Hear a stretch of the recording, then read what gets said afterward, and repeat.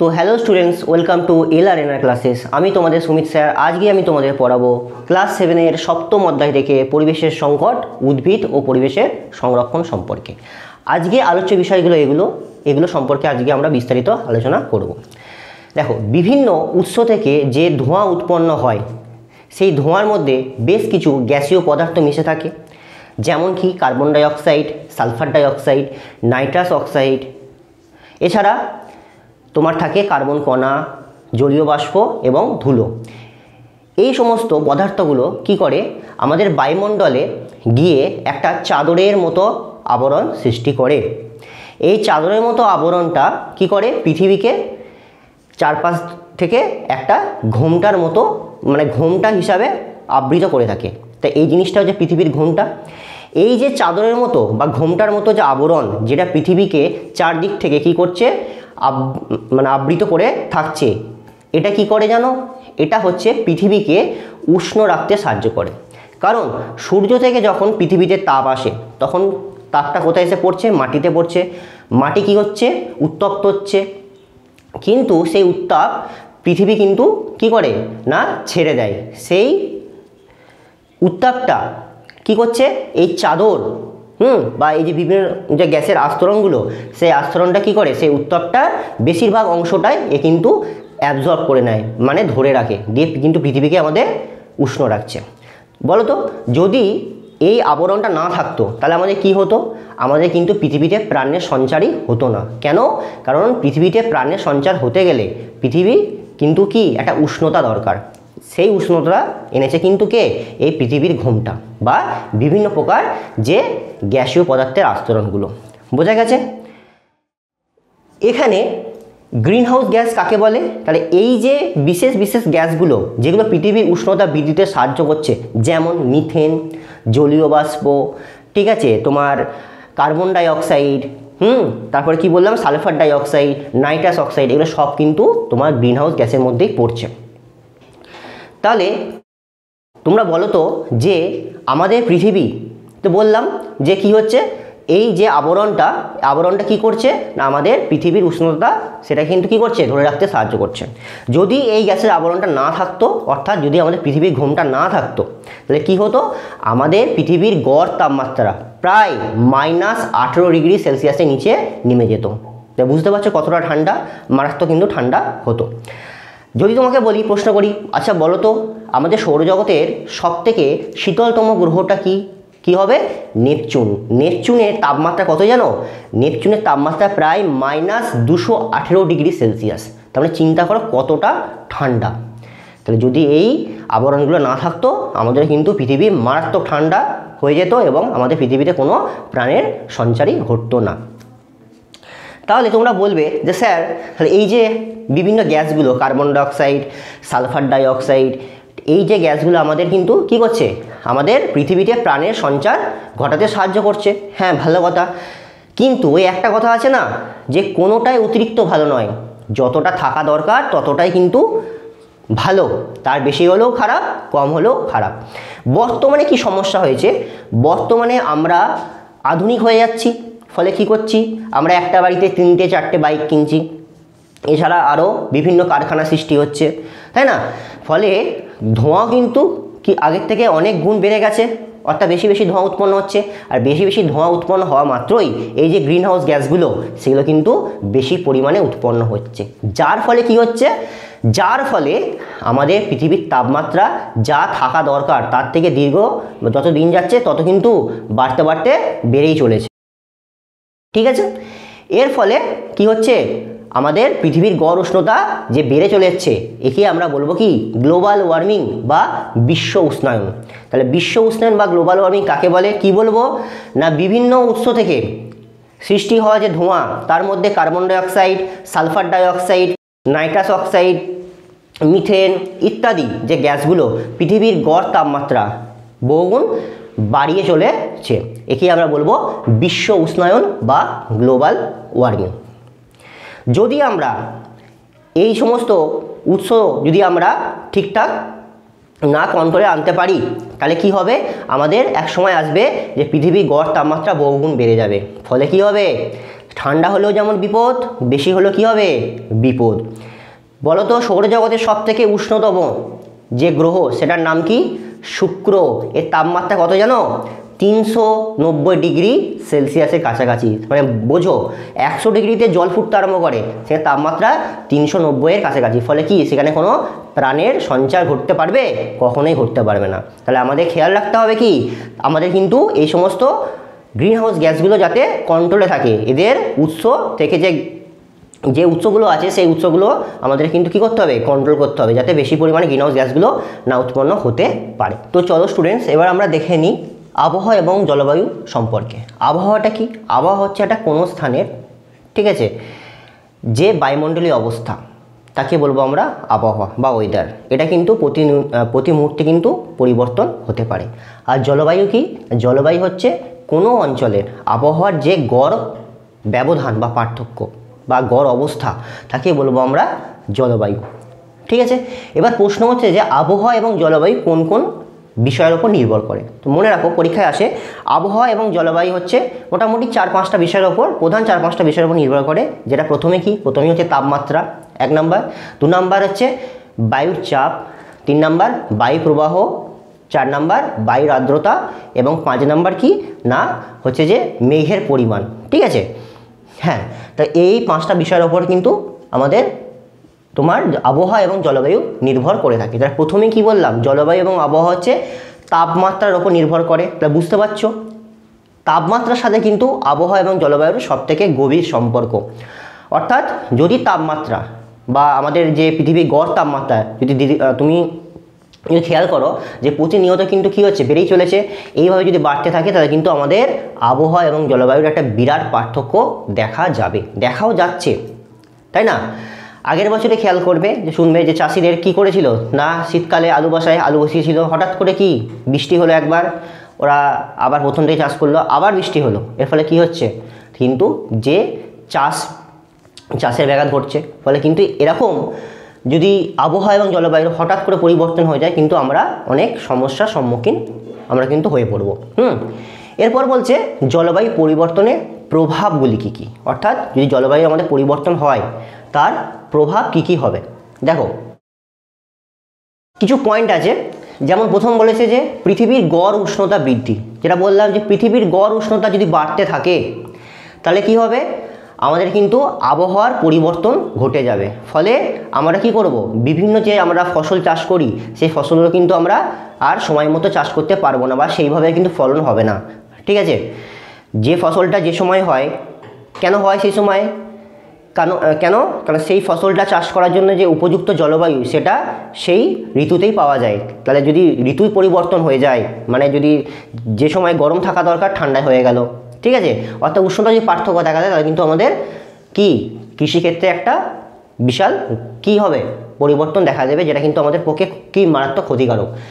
আচ্ছা, এরপর কি বলছে, হিমবাহের গলন এবং সমুদ্র তলের উচ্চতা বৃদ্ধি। দেখো হিমবাহের গলন, তোমরা ছোটো থেকে শুনে আসছো পৃথিবীতে 3 ভাগ জল 1 ভাগ স্থল, তাহলে 3 ভাগ জলটা গেল কোথায় জানো না, মেরু অঞ্চল।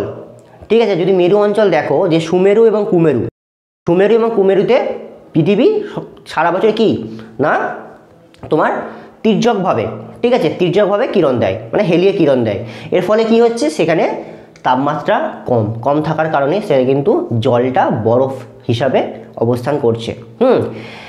তাহলে যদি পৃথিবীর গড় তাপমাত্রা দীর্ঘদিন ধরে বাড়তে থাকে তাহলে কি হবে, তাহলে সমস্ত বরফ গলে জল হয়ে যাবে।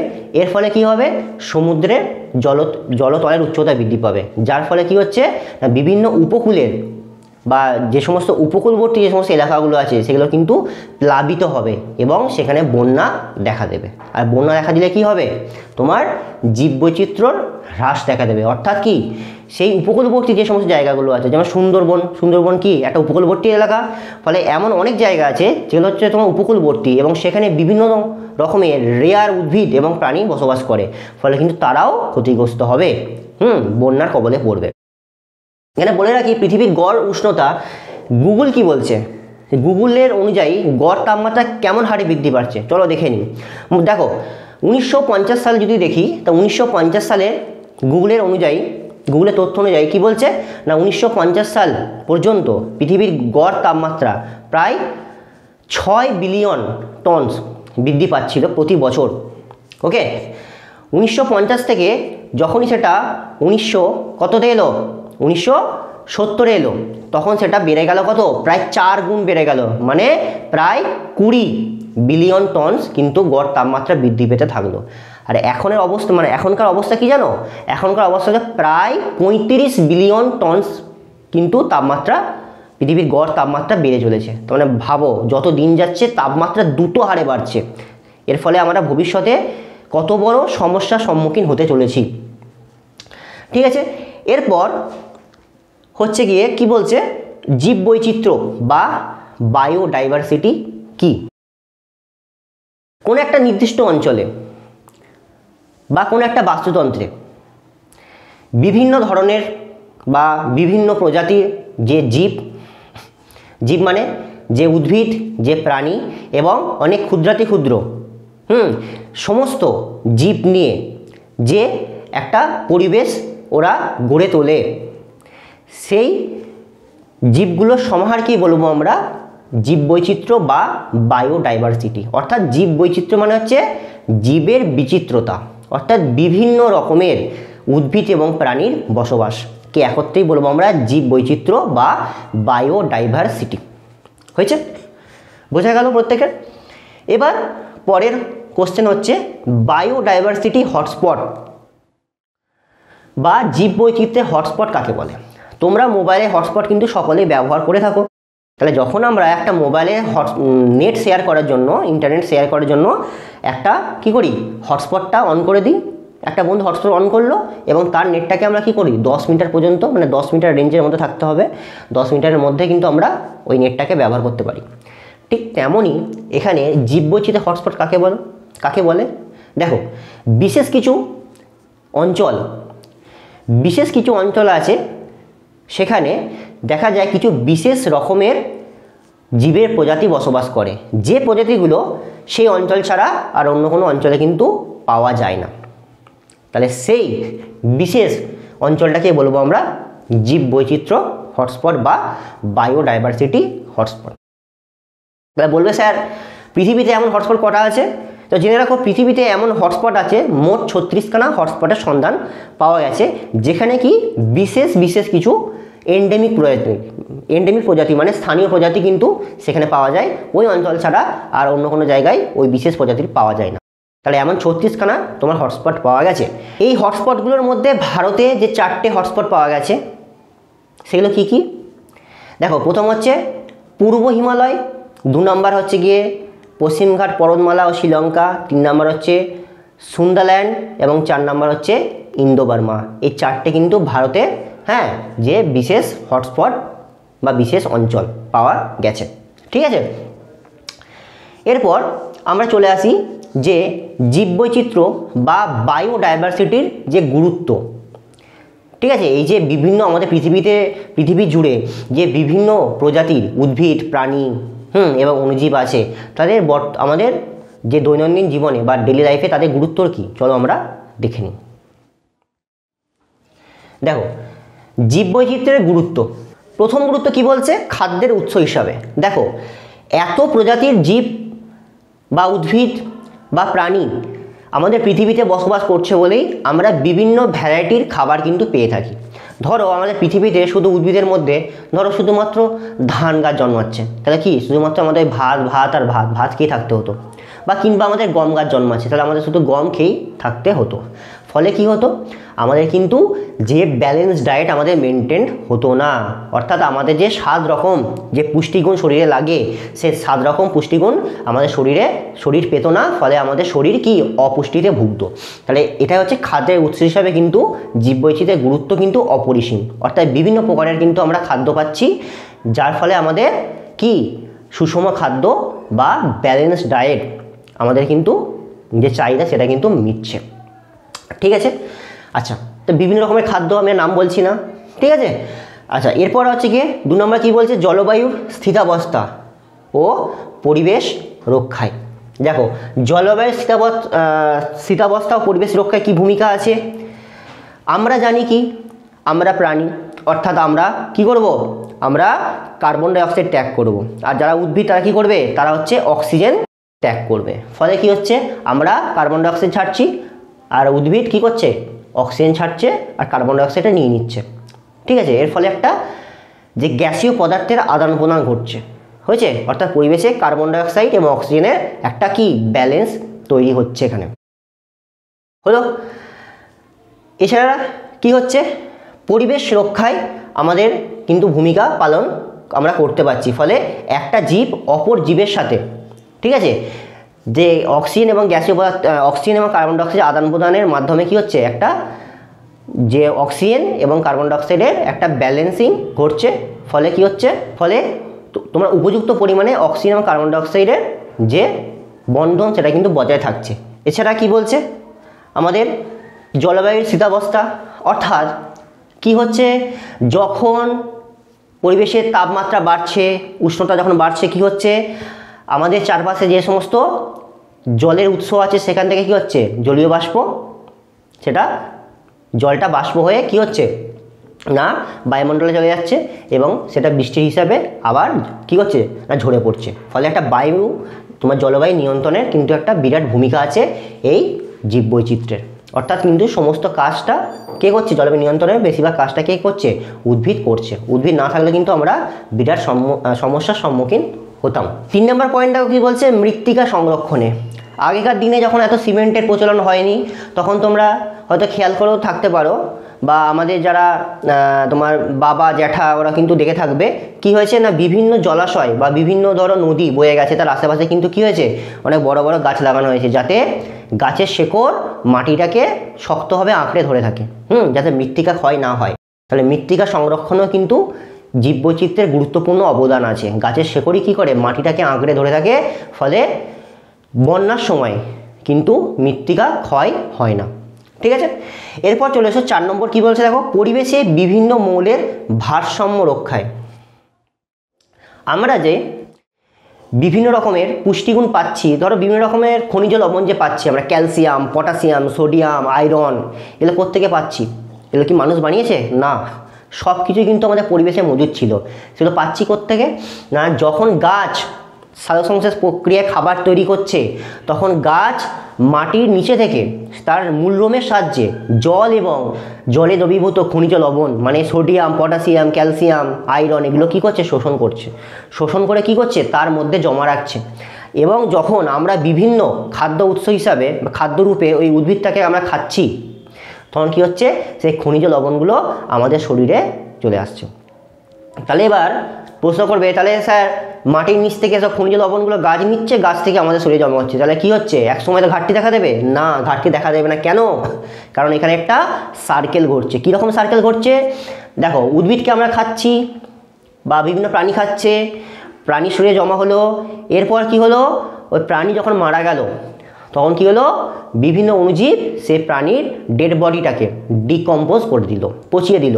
বা কোনো একটা উদ্ভিদ মারা গেল, তখন ওই উদ্ভিদের বডিটাকে বা দেহটাকে ডিকম্পোজ করে দিল। এর ফলে কি হলো না, আগে যখন উদ্ভিদরা এবং প্রাণীটা মাটির নিচ থেকে যে খনিজ লবণগুলো নিয়েছিল, সেটা কি হলো, ওই অণুজীব দ্বারা আবার মাটিতে ফিরে গেল।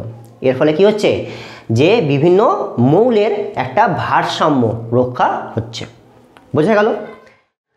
ওষুধের উৎসরূপে, ওষুধের উৎসরূপে তো জীববৈচিত্র্যের গুরুত্ব মানে অপরিসীম।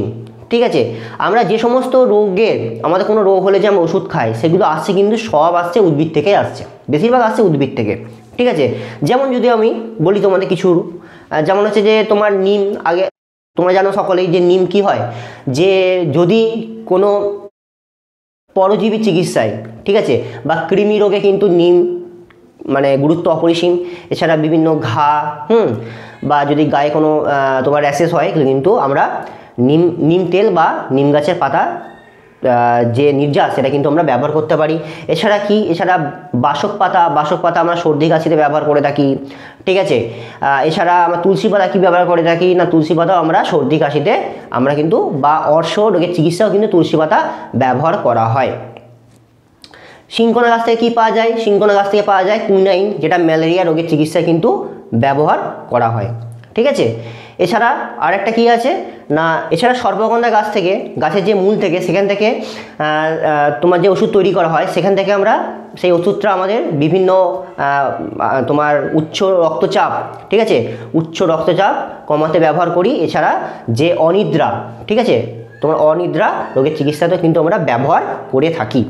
এছাড়া কি বলছে, বিভিন্ন জীবেদের পারস্পরিক নির্ভরশীলতা, অর্থাৎ আমাদের বাস্তুতন্ত্রে তোমরা খেয়াল করে দেখবে খাবার বানাচ্ছে কে, খাবার বানাচ্ছে হচ্ছে সবুজ উদ্ভিদরা, অর্থাৎ তারাই হচ্ছে কিন্তু উৎপাদক, তারা কিন্তু খাবারটাকে তৈরি করছে। তারপর কিন্তু আমরা সেই উদ্ভিদগুলোকে কী করছি, খেয়ে থাকছি। যেমন ধরো যদি এক্সাম্পল বলি যে প্রথম খাবার বানাচ্ছে কে, সবুজ উদ্ভিদরা। সবুজ উদ্ভিদরা কে খাচ্ছে, প্রথম শ্রেণীর খাদক হয়েছে। প্রথম শ্রেণীর খাদককে কে খাচ্ছে, দ্বিতীয় শ্রেণীর খাদক, তাই তো। এইভাবে তো আমাদের একটা শক্তিস্তর তোমার সৃষ্টি হচ্ছে। তাহলে কিন্তু প্রত্যেকটা জীবের ওপর কি নির্ভরশীল। যদি এক শ্রেণী যদি আউট হয়ে যায়, তাহলে কিন্তু তার পরবর্তী মানে তাকে যে খাবার হিসাবে খাচ্ছে, সে কিন্তু আমাদের পৃথিবী থেকে নিশ্চিহ্ন হতে পারে, ঠিক আছে। তাহলে কিন্তু প্রত্যেকটা জীবের কিন্তু আমাদের পরিবেশে কিন্তু মজুদ থাকা অবশ্যই দরকার। একটা জীব আর একটা জীবের সাথে যে খাদ্য শৃঙ্খলের ওপর কিন্তু এরা নির্ভর করে আছে। তো স্টুডেন্টস, আজকের ক্লাস এই পর্যন্তই। দেখা হচ্ছে তোমাদের পরের ক্লাসে। আজকের ভিডিও বা আজকে পড়ানো তোমাদের কেমন লাগলো তোমরা কিন্তু কমেন্ট করে জানাবে। আর যদি ভিডিওটা ভালো লাগে অবশ্যই কিন্তু একটা লাইক করবে। আর যদি এই চ্যাপ্টারের তোমাদের কোনো নোটস বা এমসিকিউ তোমাদের লাগে, তাহলে কিন্তু আমাদের ওয়েবসাইট LRNN গিয়ে সংগ্রহ করতে পারো। ধন্যবাদ।